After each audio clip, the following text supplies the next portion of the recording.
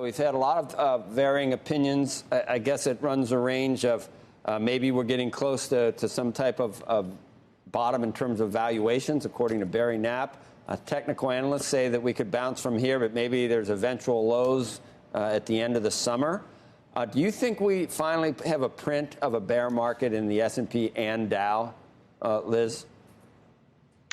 I think that we need one in order to confirm that we've hit a bottom, but I'm still not going to search for a bottom in all of this. And unfortunately, I think that we still have a couple months to get through some of this volatility. What we saw yesterday was that we finally got some indications that the strongest links that we'd been depending on were breaking down. Now, we've been talking theoretically for a long time about what needs to happen to bring inflation down. And you think about just the simplest definition of inflation, it's more money chasing fewer goods. So we needed demand to relax. And what we're hearing in retail earnings is that the consumer is at least shifting their spending patterns, and that companies are trying to react to that. So this is now, in practice, how inflation comes down.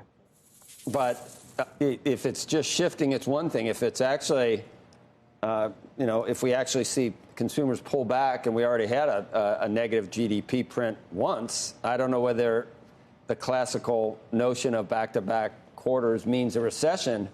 But when you go from just shifting what you spend it on to actually not spending, that could be next. And then our problem's not inflation. We tackle inflation, then we got a growth problem or a recession. Right. Well, I do think that we'll see a pullback in consumer spending, and we probably do need to see some downward revisions in those goods-sensitive sectors in earnings for the remainder of the year. So looking at consumer discretionary, even industrial, some of the earnings numbers are pretty strong as far as expectations go. We probably need to see some of that come down.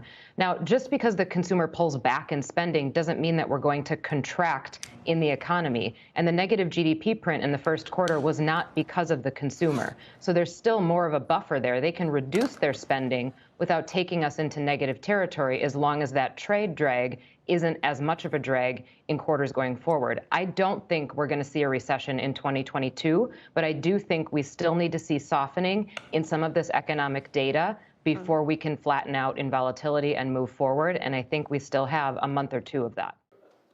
Shepard Smith here. Thanks for watching CNBC on YouTube.